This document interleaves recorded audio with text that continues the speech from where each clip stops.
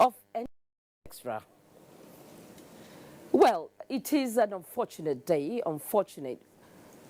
and we can say the same for some of our children and fellow countrymen who are victims of building collapse in Lagos, victims of political violence, communal clashes and plane crash.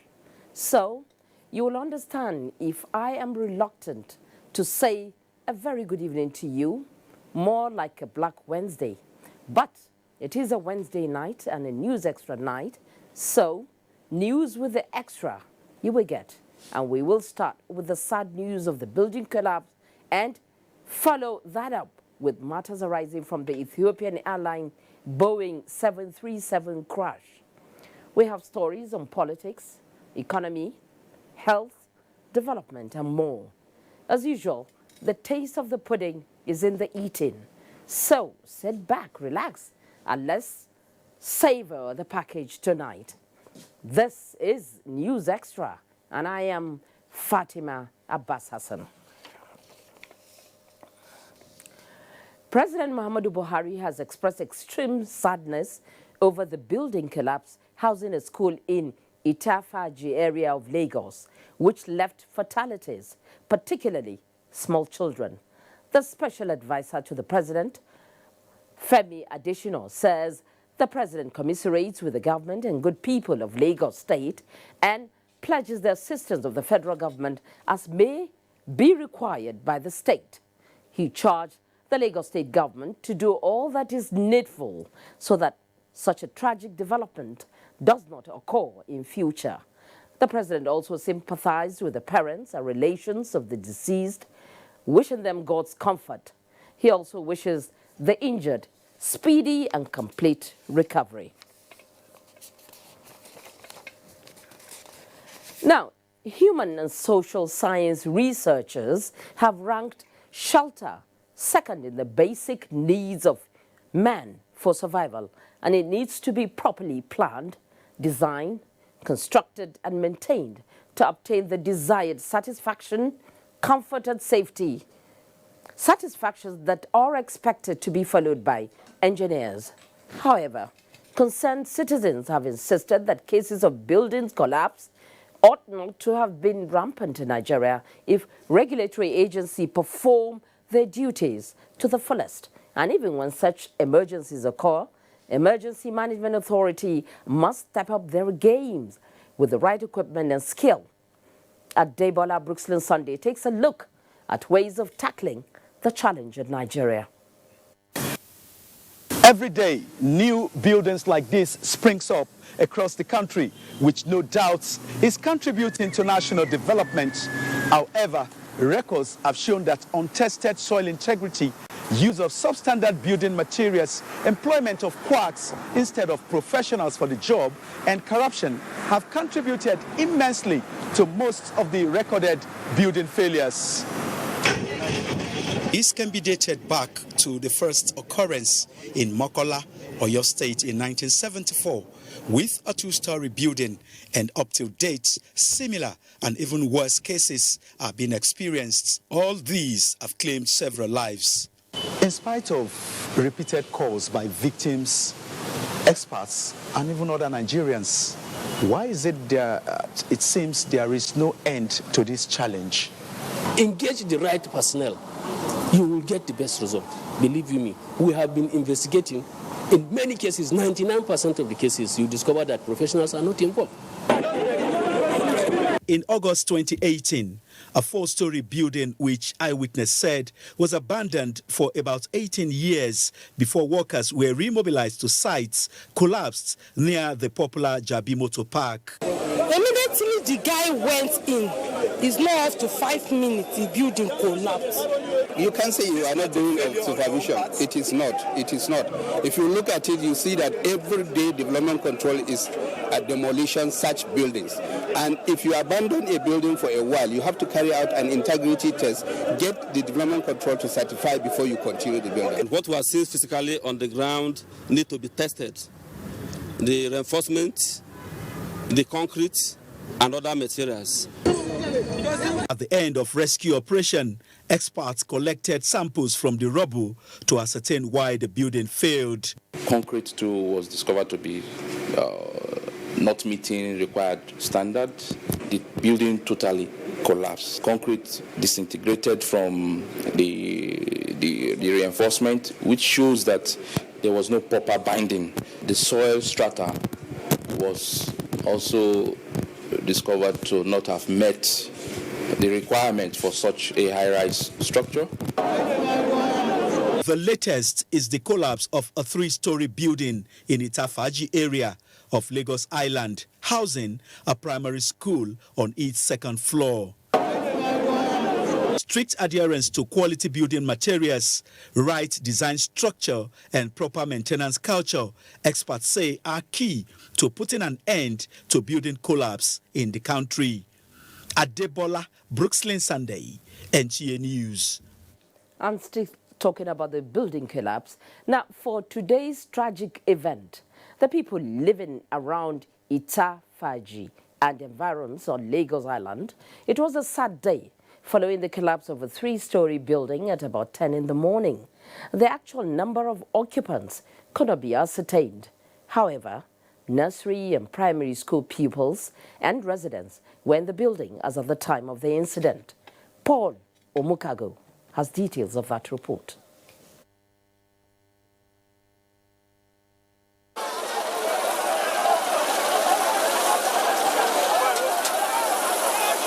About 30 to 40 victims trapped in the collapsed building have so far been rescued by the search team of NEMA, Lagos State Emergency Management Agency, and the Federal Fire Service. We also have a team of public-spirited Nigerians who came around to assist in rescuing those who are trapped in the building. We later come back because it's happened unexpectedly. So we have to rush in there and start to rescue some children. We had a school on the topmost floor, and that's where we had children casualties. We were able to use the spreader, we were able to use the cutter, we were able to use the crane and other equipment available to see that we get the number of people that we can. Though work is still in progress. The search and rescue continues as the exact number of occupants is still unknown at the time of filing this report. However, of concern is a number of clustered buildings in the area, some of which are said to have been marked for demolition, including the 3-story building that collapsed. In Lagos, Paul Omukagu, NTA News. In the meantime, the Lagos State Governor, Akinwumi Ambode, has commiserated with families of victims who lost their lives in the building collapse, describing the incident as unfortunate. Our correspondent, Nosa Usula, has the details. The 3-story residential building located at 14 Massey Street, opposite Oja Itafaji, housing a primary school on its penthouse, caved in at about 10 a.m. in the morning, trapping scores of pupils of the school in the process. Governor Ambode described the incident as unfortunate, however, appealing to residents to allow rescue operators the space to carry out their operations without any hindrance, so as to rescue more children still trapped under the rubble. We have rescued about 25 people and almost about some already dead. But we were earlier informed that it was a school. It's not technically a school. It's a residential building that is actually accommodating an illegal school, so to speak, on the 2nd floor. And all we're trying to do is to continue this operation. Our response units, they're already here, and we're getting additional cranes to be able to go deeper down where we are now to rescue more lives. The governor said his deputy, Dr. Idiat Adebule, had also visited the hospitals where some of the victims rescued had been taken to, assuring that the state government would immediately take over their treatment and foot their entire bill. What we are here to do as government is to be with our people at this time. We cannot allow them to go through this pain alone. We must be here to sympathize with them. That is what we are doing. The governor also assured residents that a full-scale investigation would be carried out immediately rescue operations are concluded, vowing that those found culpable would be severely dealt with in accordance with the relevant laws. In Lagos, Nosa Osula, NTA News. And joining me in the studio to discuss on the unfortunate incident is Engineer Kashimali, the President Council for the Regulation of Engineering in Nigeria, COREN. We're glad to have you in the studio. Thank you very much. Good evening. What is the reaction of COREN to this unfortunate development? It's very depressing for us.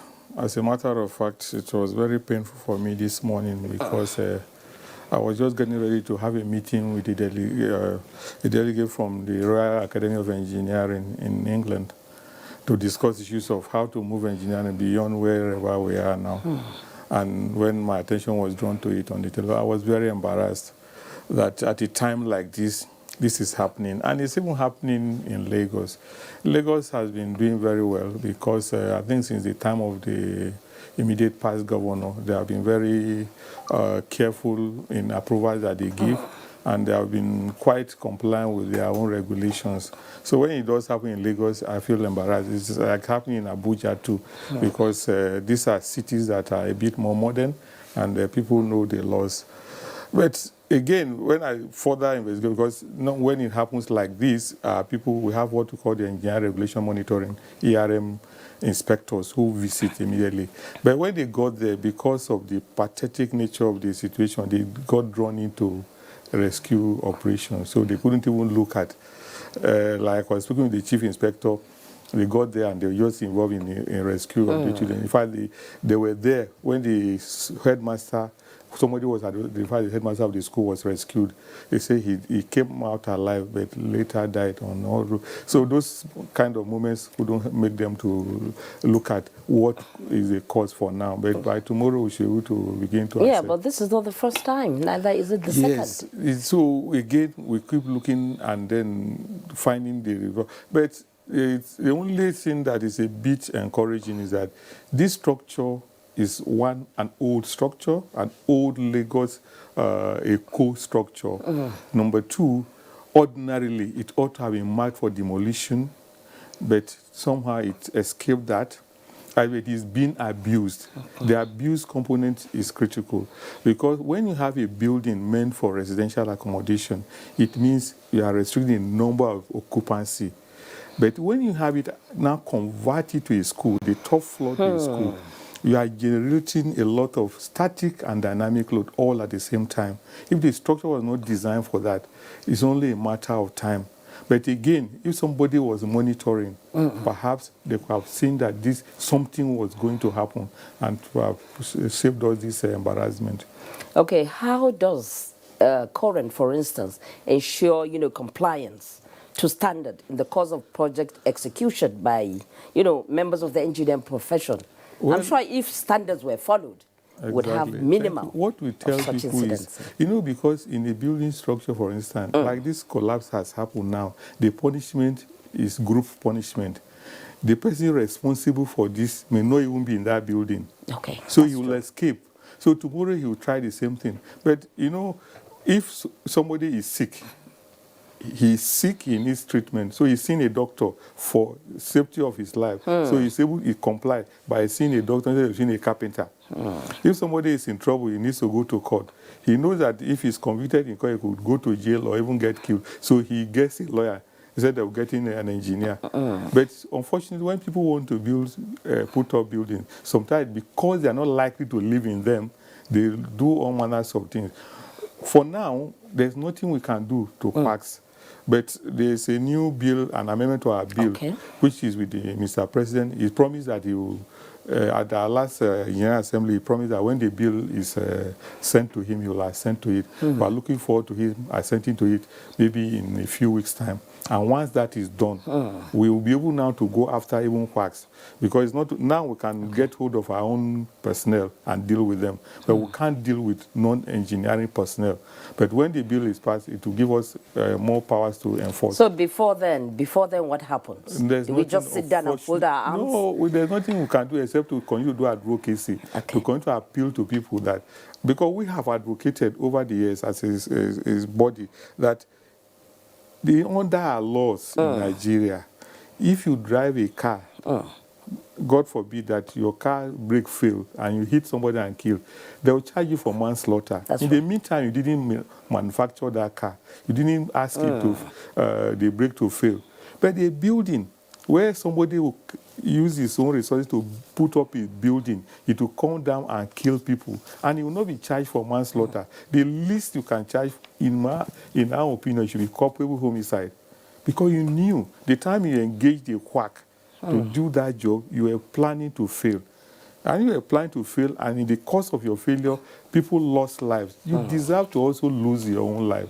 If that was a punishment that was meted on people, we would have for long forgotten about this issue of collapses. So let's look forward to the passage of that bill. Probably we'll get to do something about it. I've been speaking with the president of the Council for the Regulation of Engineering in Nigeria, Engineer Kashimali. And in other news of the day, the Nigerian Civil Aviation Authority, NCAA, has clarified that presently the accident aircraft type, Boeing 737 MAX 8, is not in operation in Nigeria.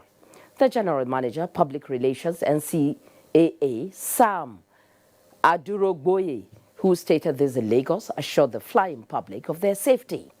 Elizabeth Ewuga has more on that. When Ethiopian airline Boeing 737 MAX 8 crashed on Sunday, the 10th of March 2019, killing everybody on board, it became the second time in less than 6 months that particular plane model was involved in an accident. The first crash was in Indonesia, October last year, killing 189 people on board. In both cases, they were brand new planes, but faltered minutes after takeoff and plunged into a deadly descent, leaving no survivors. No doubt investigations are on, but this latest crash has renewed questions about the safety of the 737 MAX model airplanes unveiled by Boeing in 2017 and sold as a fuel-efficient, technologically advanced upgrade to its popular 737. We don't have that type in all the Boeing. Don't forget, Boeing aircraft and Airbus, these are the two giants that manufacture commercial planes we are using all over the world. We should not judge to conclude that there is a particular fault until it is proven and established. They will find out what happened. Let's wait for that. But for now, we don't have it in Nigeria. It's not in use. It's not in our register. On allegation that an indigenous airline has ordered 10 of such Boeing 737 MAX 8 to fly the Nigerian airspace, the GM Public Relations NCAA comment. It will take 4 years minimum for what they order to be built and arrive. Okay. And I don't expect, and no Nigerian should expect that whatever happen now, they would have found solution to it before they has arrived. And whatever gone wrong, if there is any, we will inform the manufacturer to now correct it in their own. So for us in Nigeria, we should go and sleep and have our peace. Meanwhile, the management of Ethiopian airline in Nigeria has opened condolence registers at their offices in Abuja, Lagos, Kano, and Enugu, as 2 Nigerians were involved in the crash, Professor Pius Adesome and Ambassador Bashua Abiodun. Ethiopian Airline has also grounded all Boeing 737-8 MAX airplanes in its fleet for now. In Lagos, Elizabeth Ewuga, NTA News. Meanwhile, the federal government has joined other nations in the aviation world to formally ban the use of Boeing 737 MAX aircraft into Nigeria's airports. The Minister of State for Aviation, Hadi Sirika, who announced this while briefing journalists after the meeting of the Federal Executive Council, said this is a response to the safety concerns regarding the aircraft now being investigated. State House correspondent Adam Musambo reports that the Council also approved several memoranda aimed at enhancing safety and security in the nation's aviation sector. Since the crash of Boeing 737 MAX 8 Ethiopian airliner, killing all the passengers and crew members on board, serious concerns have been raised regarding the safety of the aircraft. This is because of the similar incident involving this brand of airplane 5 months ago in Indonesia, almost in the same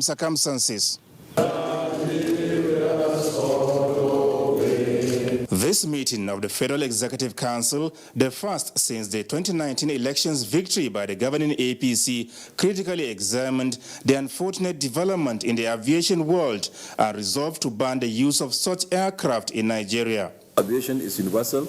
Aviation is one. There is no aviation B. And therefore, whatever affects one affects the other, because this craft will be flying in and out. So we have issued directives that no operator with 737 MAX 8 or MAX 9 should operate into and outside of our airports, pending the determination of the actual cause of the crash in Ethiopia, and also pending the outcome of the response of the manufacturer himself, which is Mrs. Boeing. And to further enhance the safety and security of air transportation in the country, the Council approved a 4.05 billion naira contract for the procurement of various projects at Abuja, Kano and Port Harcourt airports. Another 719.3 million naira is also to be expended towards upgrading and rehabilitating the main intake transformer, instrument landing system and domestic underground 11 kV circuits for Kano Airport. X-ray screening machines, cargo scanners and walk-through metal detectors are also to be supplied and installed at Enugu Airport at the cost of 529.3 million naira, while the abandoned Mina Airport Terminal building is to be completed at 622.5 million naira. And all of this is geared towards security and safety of our airports and flying public. When we came, Nigeria was scoring about world average, which is about 60%. But since then, since this administration, we've gone to 96.7% on security. By May, we'll be scoring above 98 in security and also above 98 in safety. And this is an audit from International Civil Aviation Organization, ICAO. And that is the focus of the government policy on aviation, to be sure that we are safe and we are secure before every other thing. And at the same time, of course, tendering to needs of passenger comfort and facilitation, as is evidenced in the various airports that we have finished and commissioned. On her part, Finance Minister Zainab Ahmed announced the approval of the Council for a 64.7 million euro credit facility for the National Urban Water Sector Reform Project in Kano State. The project is to improve the living conditions of up to about 1.5 million people in the greater area of Kano by improving access to quality water, and also we're seeking to improve the financial viability of the water board by increasing its revenue and enhancing its governance framework. The project is to rehabilitate and build the infrastructure needed to increase access to water services to populations in Greater Kano and to help improve key sector reforms to ensure the sustainability of the project. The facility from the French Development Agency is at an interest rate of 1.02%, a repayment period of 20 years and a 7-year moratorium period. From the State House, Adamu Sambo, NTA News. And as Boeing international problems continue to mount, the ban of the aircraft by Nigeria is receiving public commendation. Emmanuel Ayimiro was at the Nnamdi Azikiwe International Airport, Abuja, to feel the pulse of passengers. It is very commendable that the federal government has promptly responded, by banning this aircraft, although we don't have it in Nigeria. But this has further shown how responsive this government is. I'm aware from information we are gathering that there isn't any airline that has that in Nigeria, but that doesn't mean that the federal government should not follow the lines of all the international, what's been said all over the world. So I think it's a good thing, and I commend the government on that. The international community in charge of air industry says that this aircraft should be grounded for some time until the investigations are made. That should happen not just in Nigeria, but all over the world. In the wake of last Sunday's crash of Ethiopian Airlines Boeing 737 MAX 8, which killed 157 people on board, not less than 40 countries have grounded the aircraft due to uncertainty surrounding the crash. To this effect, the Nigerian Civil Aviation Authority is not leaving anything to chance as efforts have been intensified to fortify the nation's airspace through effective regulation. One of the operators in Nigeria has signified the intention of buying the aircraft. Officially, it has not gotten to our notice, but we are monitoring progress, as I said. Our duty is to ensure that only aircraft that is airworthy is allowed to operate within Nigerian airspace. So far, more than 350 Boeing 737 MAX have been delivered to airlines across the world, with about 5,000 orders pending. What then is the fate of the ones in the pipeline? Emmanuel Ayemiro, NTA News. All international airlines operating in Nigeria have up to the end of this month to move to the new international terminal building of the Nnamdi Azikiwe International Airport, Abuja. The decision to that effect is to enable the renovation of the current terminal as Nigeria continues to upgrade airport facilities to meet international standards. Again, Emmanuel Ayemiro has the report. Only 5 out of the 14 international airlines operating in Nigeria have moved to the new terminal building, which has the capacity to process 15 million passengers annually.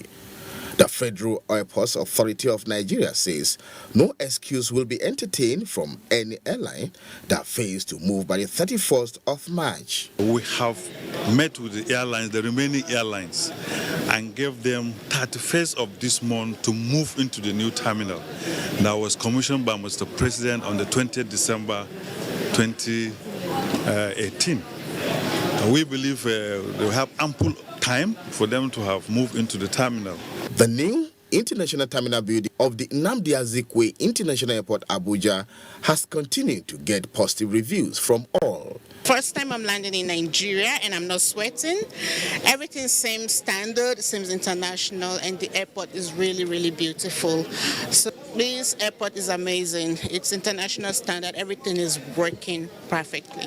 Coming from Dubai, and when I got to the airport, I actually thought I'm still in Dubai because the kind of facilities and the kind of treatment that we got here is awesome. It's beyond our expectation. We have seen that government is actually working. The president is actually doing very pretty good. I actually didn't believe that this was Nigeria because this is not the way the airport used to be. So I'm so impressed and I'm so happy to see this change. Abuja Airport new terminal building was commissioned by President Muhammadu Buhari late last year. Emmanuel Ayemiro, NTA News. Now, President Muhammadu Buhari says the federal government is doing its best towards correcting and reversing the terrible management experienced by the country, saying with some luck, the best of the governing APC will be good enough. The president stated this while receiving a delegation of non-career ambassadors on a congratulatory visit over his re-election for another term in office. State House correspondent Adam Musambu has the details.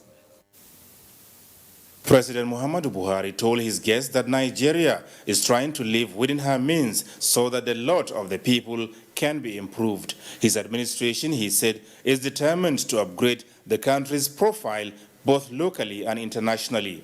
To this end, the president said it will be inexcusable for the government not to take care of its ambassadors in their various stations and pay special attention to the country's foreign missions. The problems of our foreign missions in terms of dilapidating infrastructure of both the offices and the accommodations, and the problem you're having in your families, school fees, medical care, is really inexcusable. It's a terrible case of mismanagement of resources and national pride.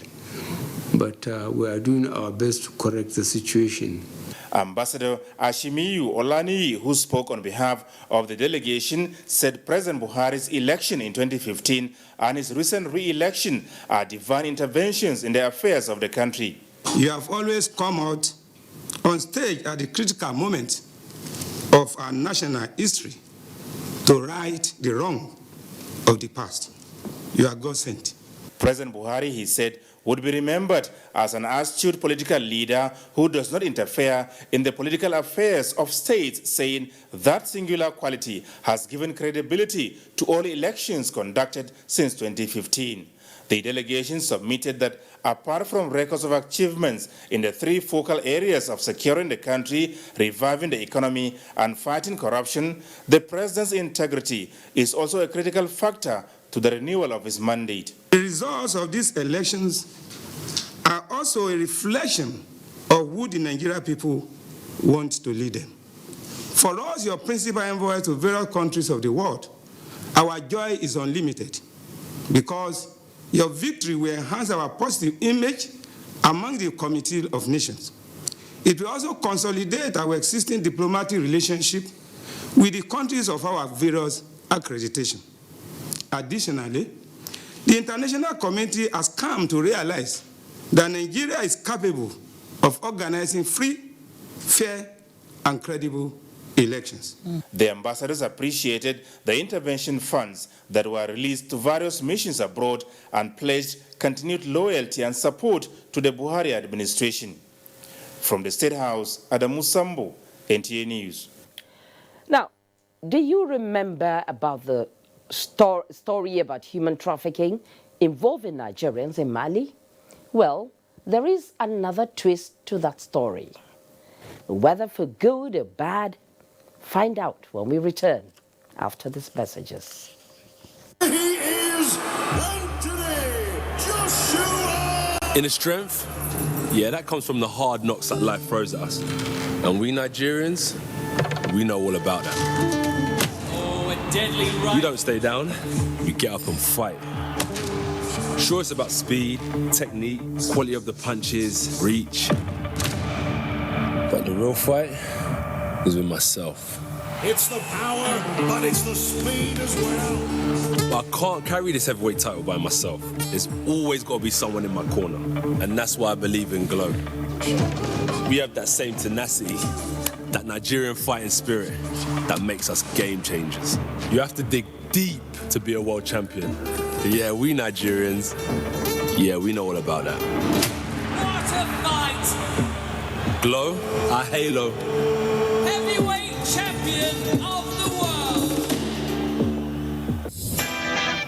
Good news is here. The Corporate Affairs Commission, CAC, provides online registration service in order to enhance ease of doing business and provide an enabling business environment. The Commission's registration services are available online. With just a click, you can now register your business online with the CAC directly without an agent from the comfort of your homes or offices, anytime and anywhere in the world, and then pick up your certificate at any location of your choice in Nigeria. The online service has made business registration easier, cheaper, and convenient. Customers can now file and upload their documents, access and pay for the Commission's services and stamp duty online through the company registration portal. To register, log on to services.cac.gov.ng to create an account. For more information, visit our website www.cac.gov.ng. CAC, committed to prompt and efficient service. The distinguished members of the National Assembly recently elected into the Nigerian Senate, particularly the new entrants, are cordially invited to a special meet-up and familiarization dinner to provide members the opportunity of meeting, networking, and creating the atmosphere towards a robust night assembly. Date: 14th March 2019. Venue: Transcorp Hilton, Abuja. Time: 7 p.m. For details, please call 0803-58-87544. Mohammed Sani Musa, His Excellency Ibrahim Hassan, Biobarakuma Degi, Eremienyo, and Oriolowo Adeliri Adeyemi, Senators-elect, Conveners, Announcer.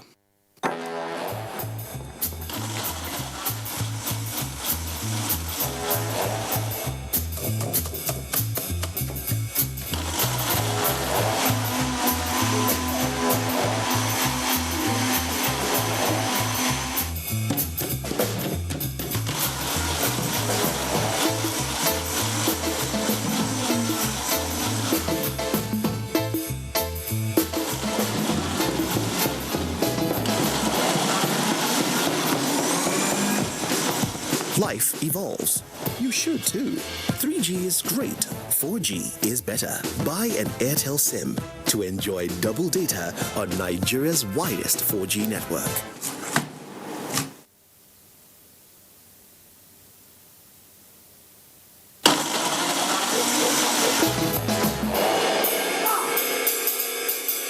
Airtel, the smartphone network. The National Examination Council, NECO, wishes to inform the public that registration for the 2019 National Common Entrance Examination for admission into federal government unity colleges has commenced. Eligibility: final year pupil in primary school who are less than 10 years by September 2019. Registration for the examination is done on the new NECO website, www.neco.gov.ng. Registration fee, 2,500 naira per candidate. Payments are made into NECO TSA account through ATM, instant banking, Paga, pocket money, or direct banking payment. Closing date, 8 April 2019. Examination date, 13th April 2019. For further information, please contact www.neco.gov.ng or any NECO state office nearest to you. Abubakar M. Ghana, announcer. Like a bird needs wings to fly, you need skills to be productive. No matter the level of your education, ITF can train you to acquire skills in areas like mechatronics, metal machining, facility technology, electronics and computer networking, information and communication technology, ICT, culinary art, and agriculture. Acquire a skill and transform yourself from being unemployed to becoming even an employer. Be a valuable Nigerian youth. Say no to unemployment and poverty. I'll spread my wings and fly so high. I'll reach for the stars, yeah, it's time. Industrial Training Fund, developing the nation's human resource. Thank you for rejoining us on NTA News Extra tonight. Now, the House of Representatives has passed at second reading a bill for an act to amend the Trafficking in Persons Enforcement and Administrations Act. Sponsored by Representative Samuel Ekun, it seeks the establishment of a special court for trafficking offenses. To check these inhuman crimes meted out to unsuspecting individuals who are desperate for change. Other features of the bill are that the governing board of the National Agency for the Prohibition of Trafficking in Persons include officials of EFCC as members, and also increase penalties and criminalize certain offenses, including patronage of commercial sex.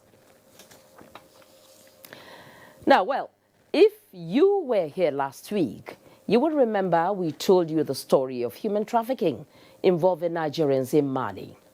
Now, the good story is that the federal government is making serious commitment to not only return those girls home, but to rehabilitate and integrate them so they can smile again and pick up the pieces of their lives. Usman Aliyu tells us more about this. Queues of desperation in Kokoyo, western region of Mali, a place in the heart of many people for good and bad memories. It's easy to understand this paradox. This is a community with dual stories. It is an environment that provides means of livelihood to gold miners from many African countries, and on the bad side, it's an arena for crimes against humanity. Girls are abused here. 357 of these girls are said to be from Nigeria, working as sex traders. They are victims of human trafficking. Animals cannot stay in this kind of place in Nigeria, and yet these are where our young girls, 15-year-olds, 16-year-olds, 17, 18, 19-year-olds, this is where they stay, and they are held captive here for more than a year plus. You can see the distance from the nearest town to this place. Any girl that is brought here cannot escape. And many of them say they were told they were going to Malaysia, they were going to work with white people, they were going to clean homes, they were going to be housekeepers, they were going to be baby keepers, they were going to sell, and then they are trapped here. Some of them were abducted, others deceived by those recruiting them. They are paying their masters, the madams, at least 1.5 million cefas, an equivalent of nearly 2 million naira. And it takes them minimum of 2 years to settle the madam to get their freedom. What they undergo here is unimaginable. Hoodlums can come at any time to rape and rob without apology or compensation. When we arrived, most of the girls ran away to avoid being molested. And that was how this baby was abandoned by her mother. We have been experiencing a lot of situations from all these girls. Some of all these girls, when they bring them to Mali, they confiscate their documents. Some of them, they cut their ears, private ear, fingernails, just to get them hostage.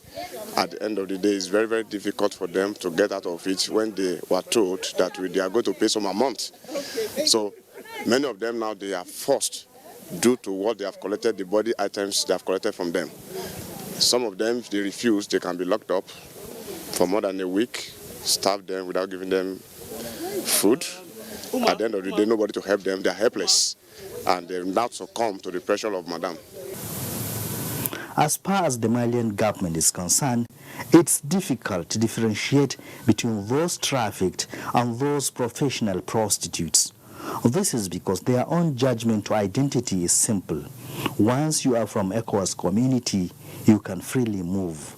Therefore, for those registered commercial sex workers, the authorities will never infringe on what the Malian government see as their human right. Obviously, they didn't come on their own. They were deceived by the so-called madams who lured them to bringing them here to work for them. And I can assure you that we're going to go after them and they will be prosecuted. And every penny that these young girls have worked for will be returned back to them. That's for sure. The good story this time is Nigeria and Mali are working closely on how to track the crime collaborators, their agents, the recruiters and transporters involved in human trafficking across the two nations and seek for justice for the victims. We are also collaborating with the Malian authorities to lay our hands on those who are behind this particular epidemic. And some people have been jailed, some people are under trial. The federal government is planning for repatriation of these girls back home, where they will undergo rehabilitation and empowerment programs once more to smile. It is estimated that more than 30,000 Nigerian girls are currently victims of human trafficking in Mali. This set of 31 girls are prepared for returning to Nigeria. Some of them are not coming back alone, but they are coming with additional population to the country, which in the first they were not ready for, but now they have to look after. Members of the National Assembly were major actors in the just concluded presidential and National Assembly elections of the 23rd of February 2019. 18 days after, the lawmakers are back to the chamber to face yet another matter of national importance, and that is the passage of the 2019 budget. National Assembly correspondent Ignatius Nkwo reports that the legislators have commenced second reading of the appropriation bill. 19th of December 2018, the day Mr. President presented the budget to the joint session of the National Assembly. It was deemed to have passed through first reading. Support the motion, say aye. 2 months after, the Senate is now considering it for second reading. That is, debate on the general principles of the appropriation bill. Senate leader Ahmed Lawan led the debate. Diversified and sustainable growth in order to continue to lift significant numbers of our citizens out of poverty. The underlying drivers of the 2019 revenue projections have been adjusted to reflect the current realities. Efforts should be made to diversify further source of revenue, particularly in the rural areas. Big move by the president. The quest of the budget has clearly shown by its content is to create an inclusive growth. Review of the budget cycle expansion of the scope of the federal government's social intervention program, more attention to agriculture, education and health were identified as areas for improvement. Government is making deliberate effort to reduce poverty by spending well over 500 billion naira to the very poor in our society. Over the years, at least for the past 10 years, we've never had anything close to 50% budget implementation. And it's arising primarily from delay in budget presentation and passage. It may be necessary, Mr. President, for the National Assembly to set a date to critically look at the funding of agriculture in Nigeria and then give priority to critical ongoing infrastructural projects. I am glad this government has done that. They also raised concerns on Nigeria's debt and revenue profile. And therefore, it is time for us to ensure that our debt to GDP ratio must not exceed the acceptable level. Government should pay very, very serious attention to issues of revenue. The first is to ensure that leakages are blocked as much as possible. Of agriculture, they are now putting more emphasis on agriculture. We look at this budget quickly and pass it. We set a target that we must pass this budget by the end of this month. The legislators received requests from Mr. President for the confirmation of chairman and commissioners for the Revenue Mobilization, Allocation and Fiscal Commission. Well, the Senate also sworn in a new member, Isaac Alfa, representing Kogi East Senatorial District. He is to replace Senator Ata Idoko, who was removed by the court. Senate has adjourned to Tuesday, 19th of March, 2019. From the National Assembly, Ignatius Unko, NTA News.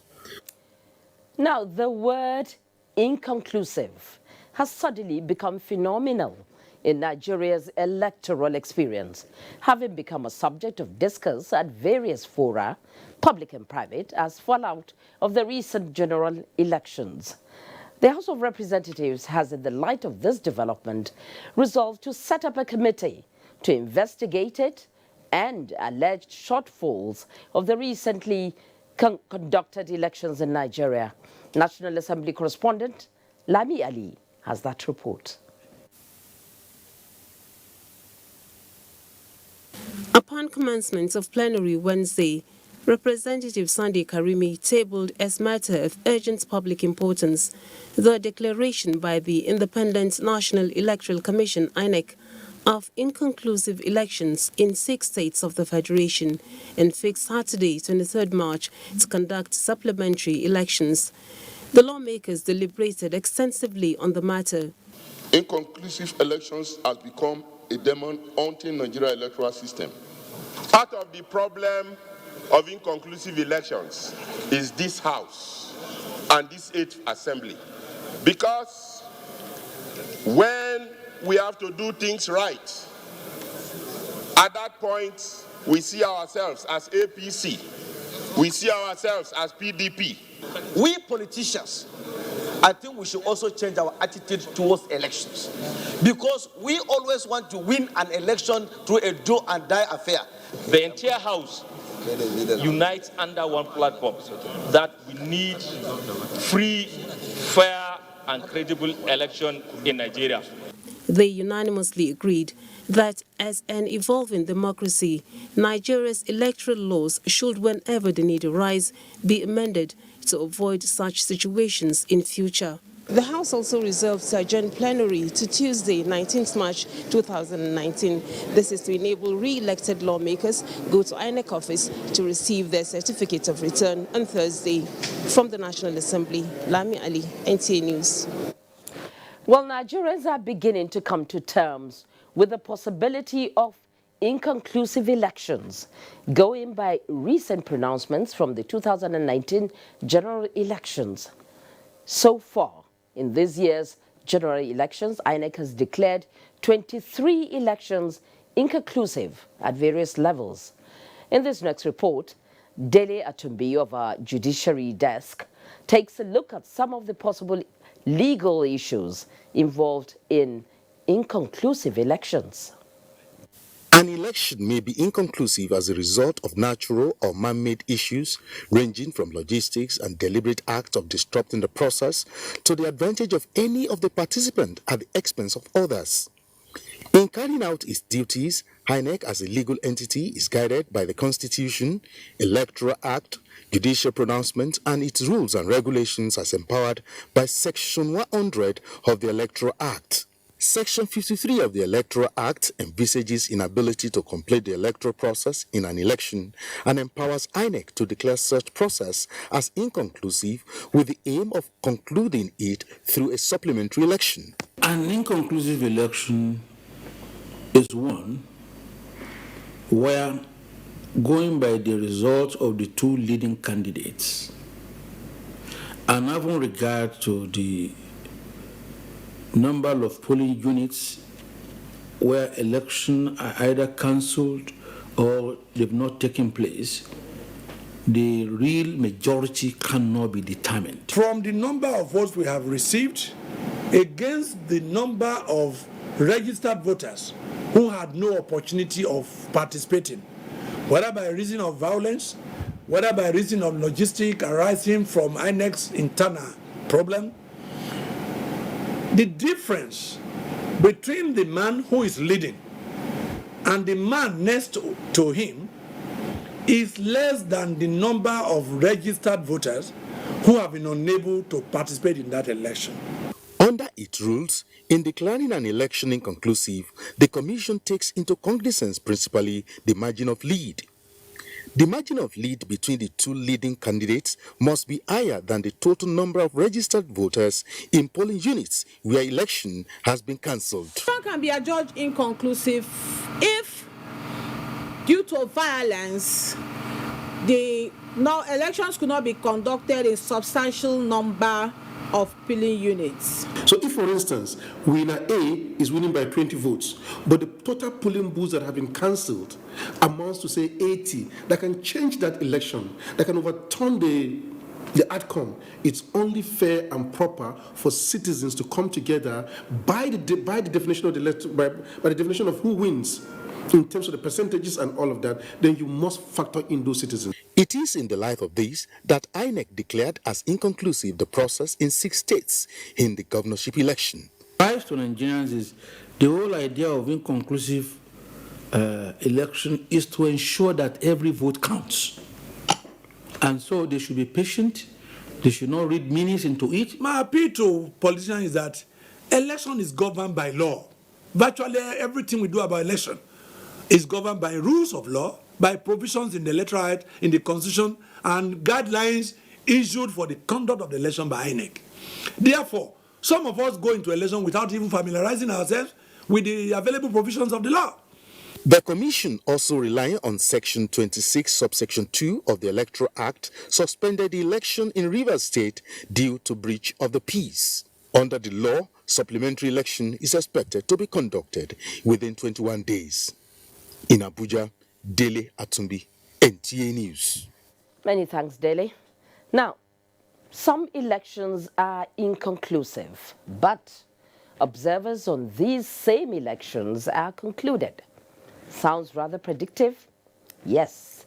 Local and foreign observers have made oral submission to the political umpire INEC. But when did observing an election become a burden? Mie Ogidi tells us. They are observers. They are not monitors of our election. With this in mind, the 116 domestic and 29 foreign observers went to the field to observe and not to monitor the process. After observing the exercise in more than 120,000 polling units on the 23rd of February and the 9th of March, it was a case of the observer being observed, in most cases, as violence in some places became the order of the day. Very wrong one. Not even beating. Somebody died. Some persons were killed in the course of doing observation. Some observer was killed in Enugu, or shot in Enugu. Despite this experience, the observers' notes were explicit with details of violations of electoral guidelines, late arrival of materials, non-functional smart card readers, and unprofessional conduct of some security personnel in most cases. So, what is the way forward? If you can use technology to transmit election results from the polling unit, it will build citizens' confidence in the process. The INEC should actually ensure that the polling officials arrive there an hour before voting starts. This debriefing exercise serves as a precursor to the more comprehensive reports that the Commission is expecting from the various groups. If these recommendations are implemented by the Independent National Electoral Commission, INEC, there is going to be a great improvement in the elections come 2023 and some off-season elections before then. However, the observers will still go to the field on the 23rd of March 2019 to observe some of the elections that are yet to be concluded by the Independent National Electoral Commission, INEC. After that, they will going to submit their reports officially to INEC for deliberations and implementation. Mie Ogidi, NTA News. You're watching News Extra on the network service of the NTA. Up next is a special report on expectations beyond celebration after the elections. Stay with us.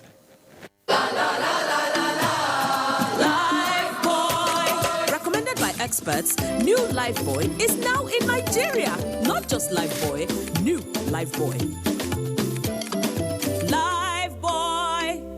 I thought leaving the country was the best decision for me and my future. I left for a better life. We were picked up by immigration officials and sent to a detention camp. I spent 8 months in the detention camp. There was no food, no water. I saw people being beaten like animals. Some women were raped. Some women were sold as slaves. I thought I would never see my loved ones again. I have made the biggest mistake of my life. I have wasted all my savings. I have to start all over again. Migration is a human phenomenon which cannot be stopped.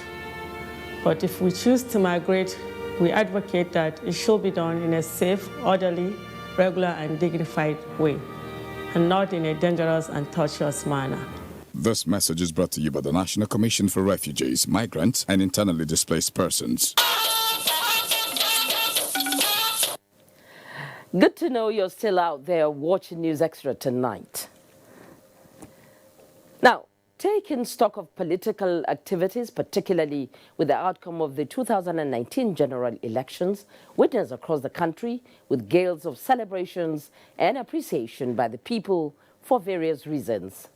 Well, for reruns in some states, it is almost over.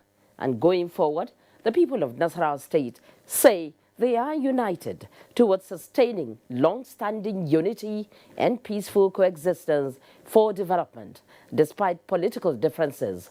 Here is Hamza Musa Makarfi from Lafia. Celebration is transient, and what may be left is the sense of fulfillment. Politics is more of reason than emotion. Now, if you understand the content of democracy itself, in definition of democracy, the educational component is very high, talking about the reason why it has to be like that. Stakeholders say the vision of founding fathers of Nasarawa State must continue to be cherished and nurtured, while appealing to the people to exemplify strong disposition to unite for progress.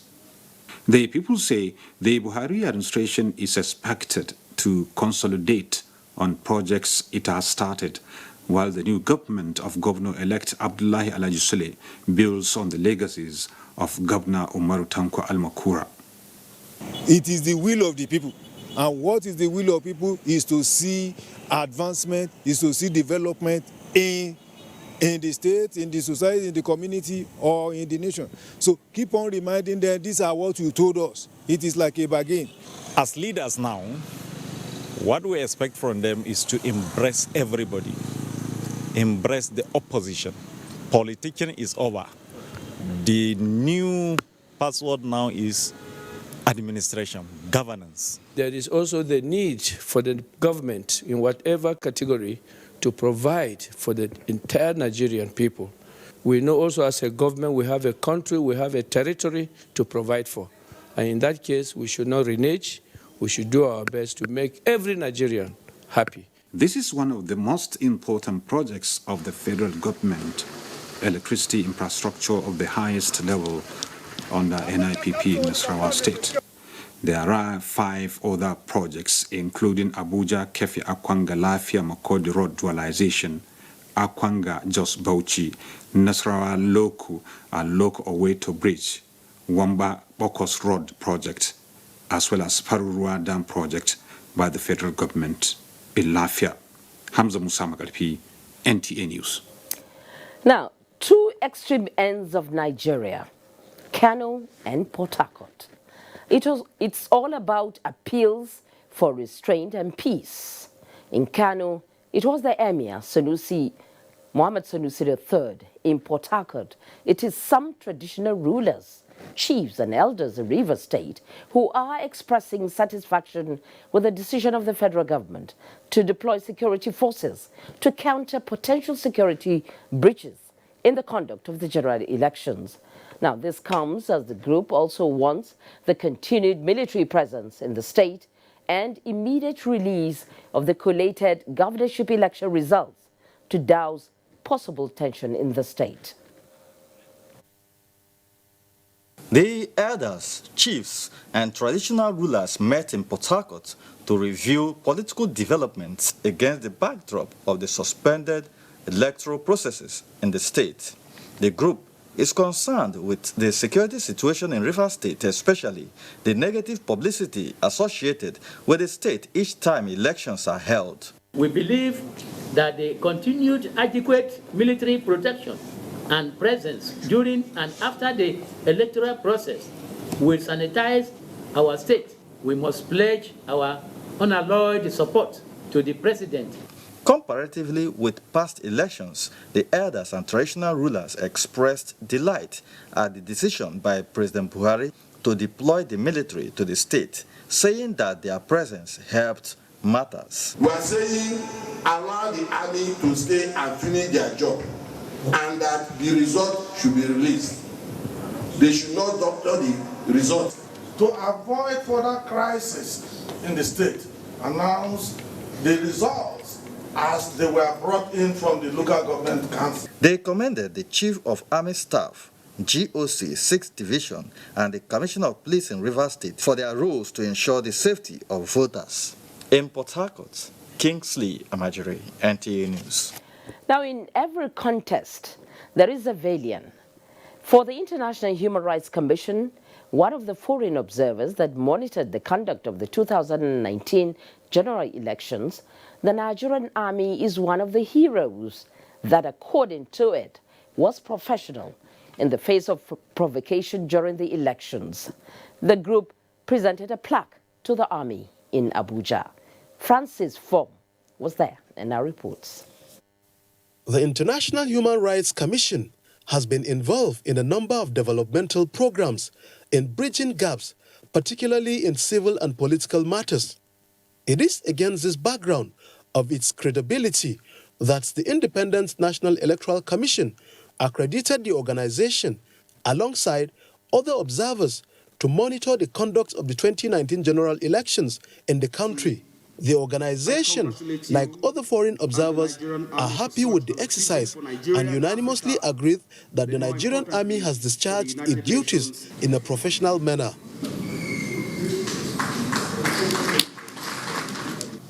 We urge you most passionately to continue to do more so that the culture of excellence is institutionalized in the Nigerian army long after your service years. Planned actions. Major General Alinani, who is the Chief of Policy and Plans at the Army Headquarters, thanked the organization for the honor. He noted that the Nigerian Army will continue to abide by the laws of engagement. We are therefore happy to see international organizations of repute of this nature applauding our contribution to the growth of democracy in Nigeria. Since inception, the International Human Rights Commission has focused on monitoring and the implementation of the Universal Protocol on human rights to ensure that the universal objectives is achieved in line with the Sustainable Development Goals of the United Nations. In Abuja, Francis Form, NTA News. Now, when you hear words such as play out in the political arena and pattern of voting, what readily comes to mind? Elections, right? Well, you are on point. These words, analysts say, played out in the 2019 elections with surprises and interesting issues. But how does this play out for the electorate and consolidation of the nation's political culture? Talatu Ezirike takes it up from here. Since the return to democracy in 1999, Nigerians gear up every 4 years to elect their leaders. The exercise, analysts say, is characterized with irregularities as issues such as rigging, ballot box snatching, godfatherism, vote buying, imposition of candidates and violence were almost the order of the day. But there is a change in the ugly narrative, especially with the play out at the recent election, as the pattern of voting moved from party to individuals in order to advance the nation's democratic culture. It was a positive development because some being political and party leaders, they thought the party was their personal property or their personal estate. So because of greediness and irresponsibility, they lost their states. Simple adherence to internal democratic processes of getting the people's choice to fly the party, flag, honestly speaking, is a serious problem. Make public offices financially unattractive. First of all, it is only in underdeveloped countries that membership of the legislative houses are full-time business. It is normally part-time, and you only get sitting allowances. For others, the need for restraint on matters that overheat the polity. Politicians don't always adhere to the rules. And if they do that, we are not going to have issues. We're not going to blame INEC for people who are snatching buses. Every person, whether it is this candidate E, candidate EB, candidate C, candidate Z, anything that happens in that particular constituency, that particular politician should be held responsible. All right. The way forward, many agreed, is for a collective resolve in building right democratic culture for sustainable development. Talatu Ezirike, NTA News. Many thanks, Talatu. Now, post-harvest loss is the worst experience to an average farmer than losing election to a politician. We'll tell you more about this when we return in just a moment. Stay with us. Sore throat, it's often caused by bacteria and viruses. Feels like they're having a party. You need Strepsils. It soothes the pain, plus it fights the germs with 2 germ-killing actives. Double power in 1 lozenge. Bye-bye sore throat. Take Strepsils. Hey, where's your mom? Today is her toilet day. What? Helen! Toilet day? Tomorrow you're hosting a party and it's a matter of my reputation. Even if you spend your entire day cleaning with all this, it still won't be party ready. Impossible! Challenge? New Ticker Harpic 10X. Even if you use this solution 10 times, it won't give you the same cleaning like Harpic because its new Ticker formulation sticks to the bowl better, giving you a sparkling clean toilet. Wow! New Harpic 10X gives me the freedom from toilet day. Everybody dance now. What? Louder. We are the strongest. No challenge can stop us. So Lord, and we are the brightest. No darkness can blind us. We are the strongest. Malta Guinness is packed with B vitamins to fuel your greatness. You're welcome back, and our Lagos Network studio is where we go next to bring you business news with Abolade Salami.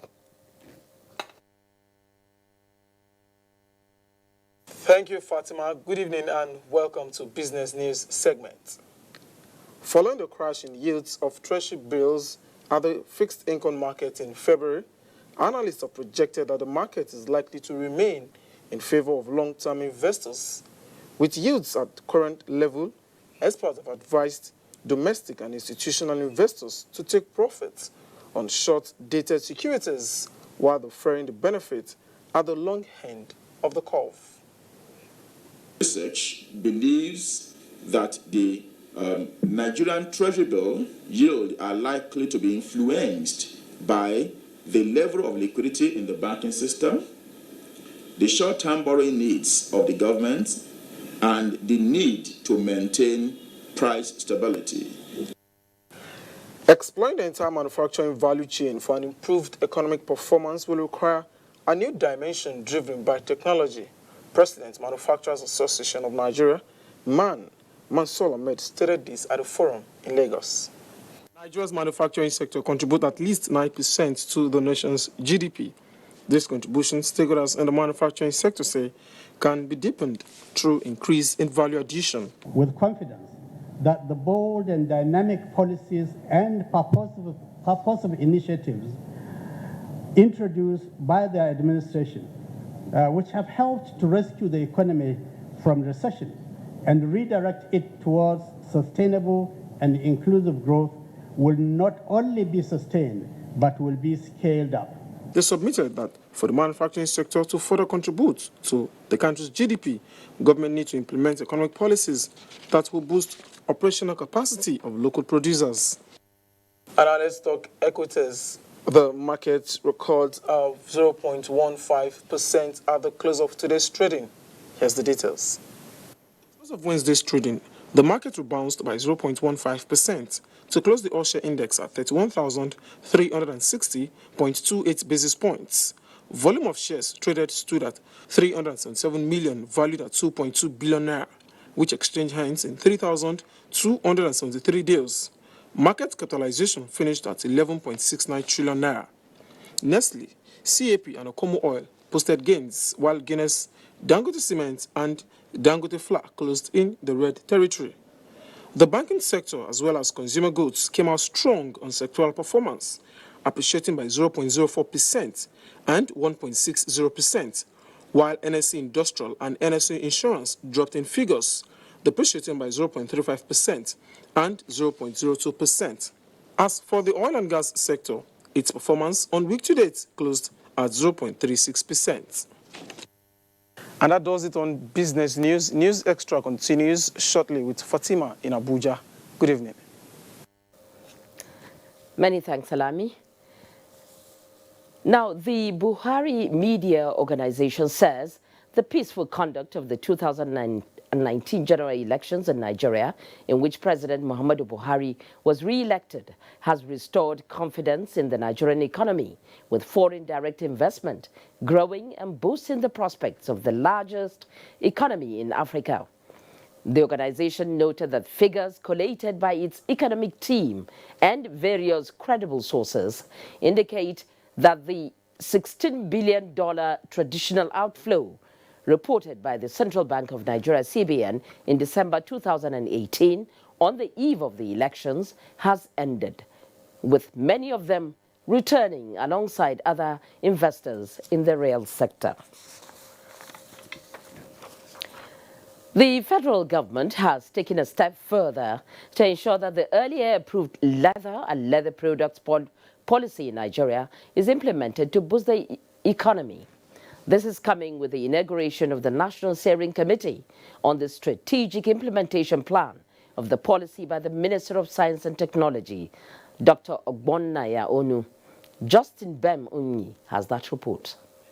More than 10,000 farmers were earmarked for the program under agro-processing productivity enhancement and livelihood improvement support. It was designed to enhance value chain for rice, wheat, and tomato. To achieve this, relevant stakeholders were assembled for cross-fertilization of ideas among participants with a view to equipping farmers with a modern technology in processing farm produce. Cottage processing through reducing post-harvest loss of these three value chain. And that's why we feel it's very important we develop this medium where we can share ideas and then help the unit of appeals on agro-processing through post-harvest loss reduction. As part of the opinion that farmers must key into the new technologies for improved yield and production. Muhammad Rabiu Ali, NTA News. Now, hope rose for Nigeria's water, sanitation and hygiene wash sector when the President Muhammadu Buhari launched a national action plan late last year to turn around the sector.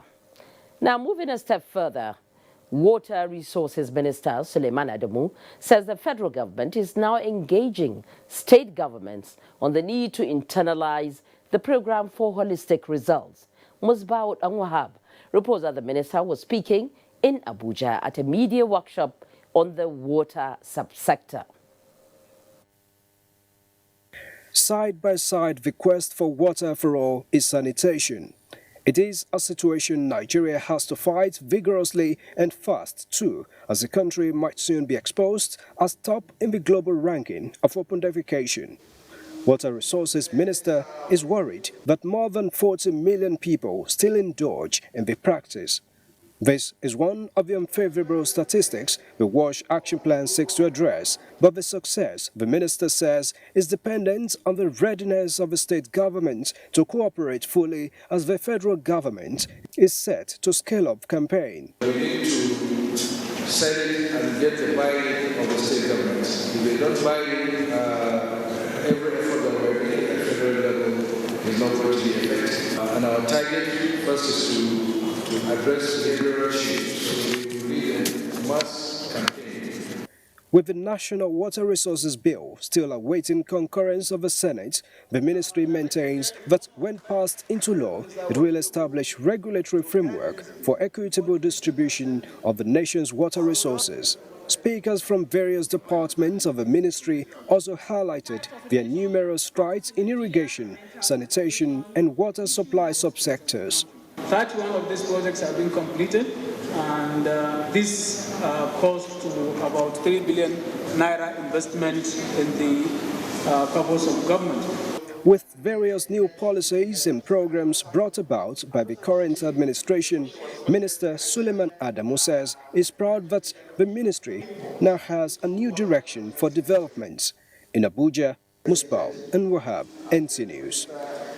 Well, we're back with the news about the implementation of the Mambila hydroelectricity project, unarguably one of the massive critical infrastructure interventions under the federal government in renewable energy, with the prospects of charting a new course of prosperity for the nation. Now, signifying its intention to walk the talk and ensure work commences in earnest this year, the Federal Executive Council awarded the contract for the demarcation of specific areas of land to give way for the actualization of the plant in Sardauna local government area of Taraba State. Hamza Musa Makarfi, who has been following developments on the project, brings to News Extra things you need to remember. For more than 4 decades, the Mambila project has been on the drawing board, with initial consultancy by Moto Columbus in 1972 and similar ones in 1981, 85 and 2011. It is a new course of prosperity under the Buhari presidency, as the contract with 3 Chinese companies under joint venture undertaking to do the work at the cost of $5.8 billion has since been signed. Out of the total amount, federal government is making available $869 million as 15% of funding, while Chinese Exim Bank and lenders will contribute $4.92 billion. With this expenditure, the expectations is to construct 4 dams with 12 turbines. Each will deliver a little more than 250 megawatts, bringing the total to 3,050. That is the foundation for wealth, for employment, for prosperity. But the power must be evacuated.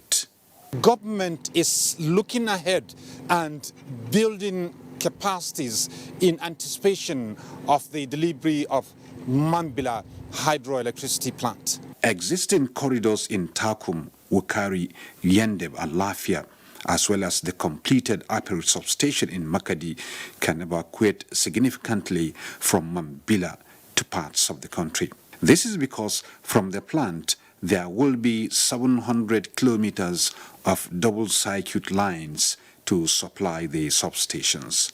Other highlights of the scope of work include construction of 120-kilometer access road and resettlement of 100,000 people. The 830 million naira approved by government recently is for 9 surveying companies that will work preparatory to payment of compensation and actual construction of the dam, which is to provide turnaround in many areas of economic development.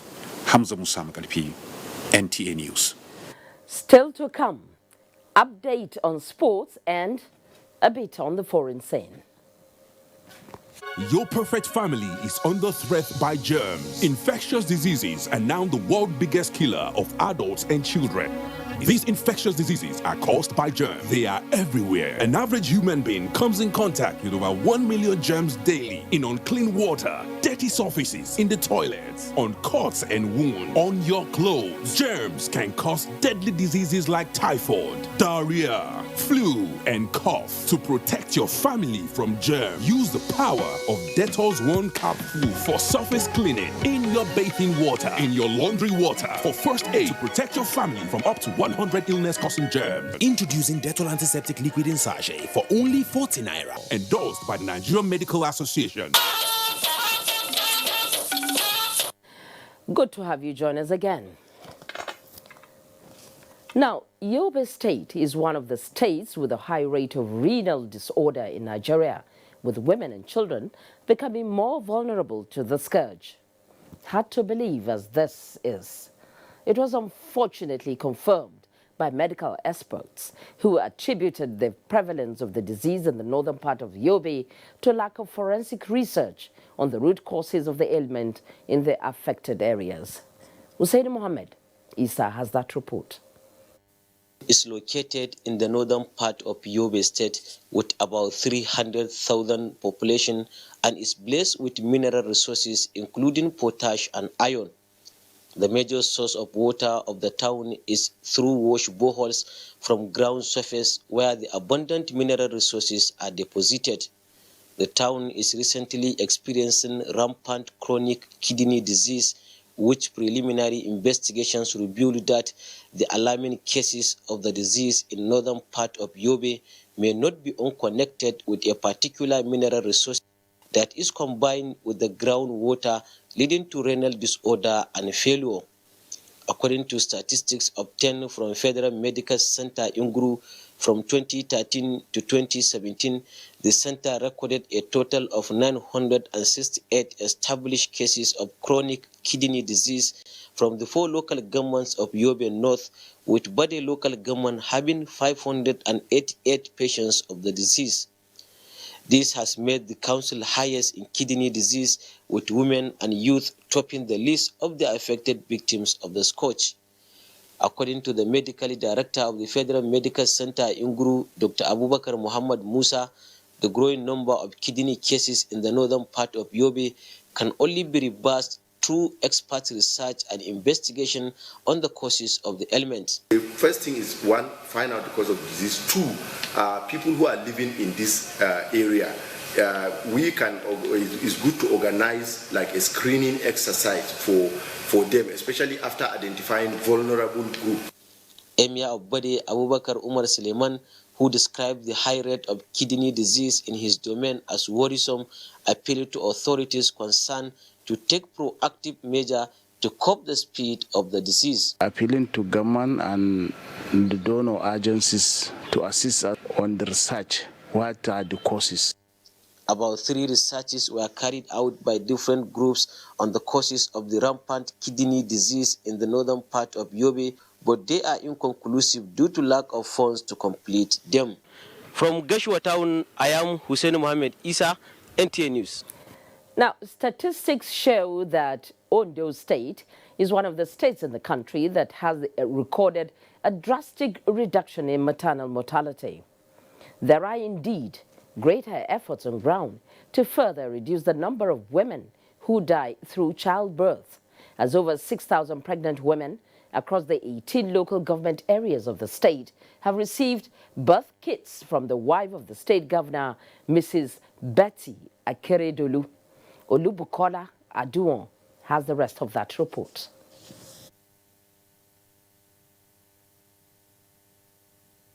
This is Tolulokpa Ojo, a 26-year-old mother of one who is also expecting a second child, and what is paramount on her mind is how to get necessary materials for the safe delivery of our baby. Will help me during the delivery.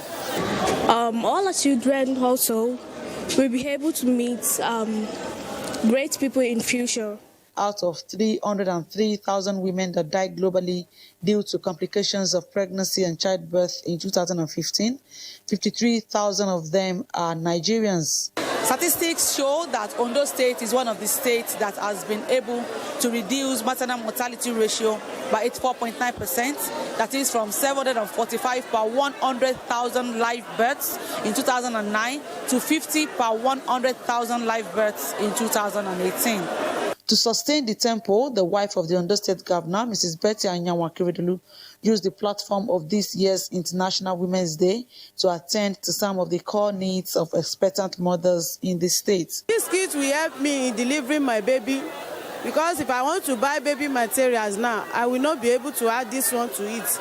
And this kit will help me in a long way, because we thank you so much for this great opportunity given to us. This is where the government comes in and see how we can make pregnancy or maternal care affordable and all the rest of them. So that's my interest. The gesture was also extended to the 18 local government areas of the state. In Akure, Olubukola Aduwo, NTA News.